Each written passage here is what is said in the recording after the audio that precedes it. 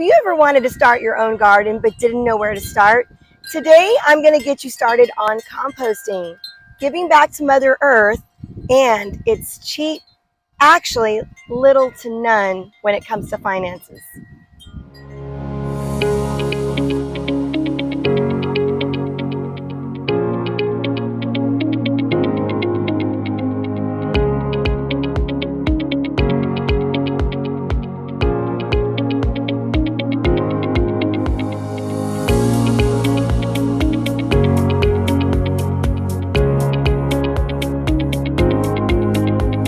Hi, my name is Karina Quintanilla, also known as Mrs. Q, with my 5th grade students. Welcome to my YouTube channel called Sowing Seeds of Love, where we plant seeds with love and we give back to Mother Nature. I am so glad that you stumbled across my channel. I am a 3rd-year gardener, which I started back during the time when we had to stay home with COVID. I started looking up all kinds of YouTube videos myself, and then I realized the passion that I had when I first started recording videos for my students. I'm a science teacher, definitely a science teacher at heart, and even though I teach reading now, I always pull science into my lessons. I also have my own garden club at school, and I've taught so many lessons, and I've had so many friends tell me, wow, I love all the things that you've learned, and I really wish that you would show us how to do our own garden. So that is why I have started my own channel to teach you guys what I have learned, just giving back to the community. I'm really excited that you're here, and I will try my best to answer any questions that you have in the comments. And not only that, but just to try my best as I can to show you ways to start your garden on a low budget. While this is brewing, you can be preparing the area that you want for your garden, which is going to come in the next couple of lessons. But let's get started for today. One of the first things that I started with is just a simple trash can like this that I got from Dollar General. It has wheels on it. And what my husband did was create holes using a bit, I believe it's a 1/2-inch bit, but he put it all along, if you can take a look, down the sides of it. He even put it in the lid. You're definitely going to want to have a lid when you do this. But this is going to create airflow. And as you can see inside of here, we actually have compost that we started with my students when we were in school. And I left it in here. So one of the main things that you want to make sure that you have when you start your compost is something called greens and browns. So over here, I've got leaves, and this would be considered your brown. I also have grass clippings. Actually, the grass clippings, when they're more fresh, they work a little bit better. But just to get started here, this is grass clippings that we took for probably like, I guess, 3 or 4 days ago. We have some grass clippings. That would be considered a green. And we just had 4th of July and had awesome corn on the cob. So I told all my family members, don't throw away the corn husks. So this would also be considered a green. So what I collected here is a pineapple that we cut, and I ended up keeping the outer part of the pineapple. This would be considered a green as well.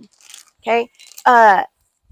What the whole thing is when you're composting, definitely go ahead and get your trash can set up like this.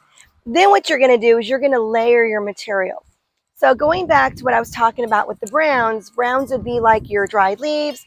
You can even put cardboard. So if you have pieces of cardboard, you can rip them up and put them in here as a brown. Anytime that you decide to eat scrambled eggs, save the eggshells because you can also use those in your compost. Okay, so the 3 things that you want to have when you get started is you want to make sure that you are layering them. And like I said, down here at the bottom, this actually was compost that we started with my students. So notice how there's pieces of eggshells in there. But what you need to do, the 3 things that you need to have is you need to have your greens and browns. You need to have a nice place where it's in the heat because you want your compost to get hot. And you definitely want to have that oxygen flow. And of course, the 3rd thing would be water. Okay, so first thing I'm going to do is I'm going to go ahead and layer in some browns. Get some browns that I'm putting in here. Okay, I'm going to also layer in some grass clippings.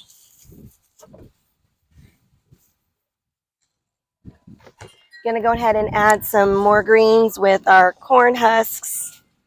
Put those in. Little piece of tomato. You do want to be careful though is vegetables where they have seeds, because you'll end up with some volunteer plants in your garden. And I go ahead and put in some pineapple. So I've got the outer skins of the pineapple that I'm putting in, the core pineapple, some greenery from the pineapple. Okay. Then I absolutely love putting in banana peelings. So we definitely save some of that. And don't worry about it, guys. If your stuff is a little moldy, still get it in your compost pile. It's not going to hurt anything. It's just going to cause it to break down faster. I also have some coffee grounds. My best friend Kelly, she always saves coffee grounds for me since we tend to use those K-cups.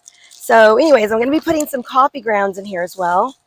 And super excited about this because the coffee grounds, once you've used them, they really heat up the compost and break it down faster.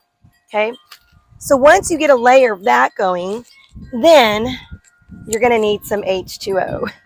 So we're going to go in there and just make sure it's really, really wet. Really get it wet. Okay, then I'm going to start another layer. Same thing again. So we're going to go ahead and get all our browns in again. This would be the time if you have even some old soil that you want to put in, some cardboard. Okay, here goes my grass clippings. I'm going to go ahead and get the rest of those in there. Okay, ooh, I love the way that smells.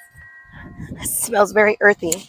Okay, we've got, once again, the corn husks, some tomato tops. If you have potato skins, cucumber skins, all that would be great to put in there. And then here you go, I've got my pineapple. I would definitely crush up some eggs and put them in there.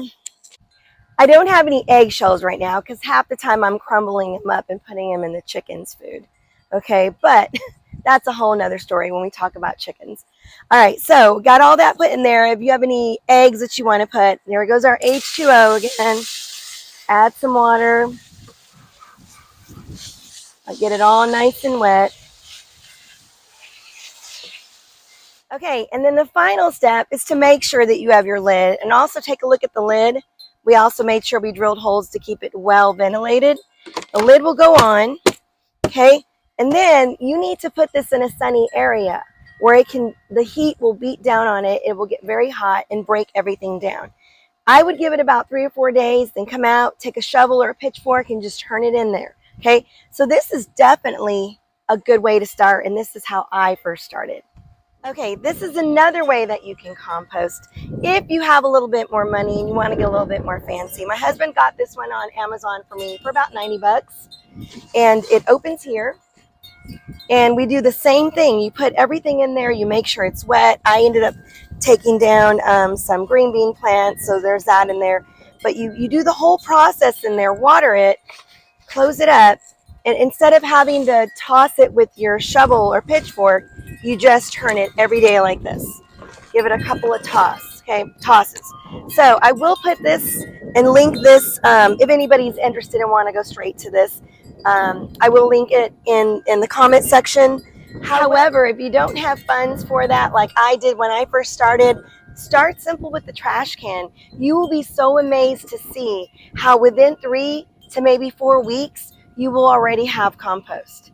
And I'm going to tell you right now, compost is basically giving back to the earth, taking your food scraps and all the things that you have and giving it back to the earth. And so all you do is put it as a dressing on top of your plants after you've planted the seeds and the plants are growing. So once again, if you want to start a garden, now is the time to do it.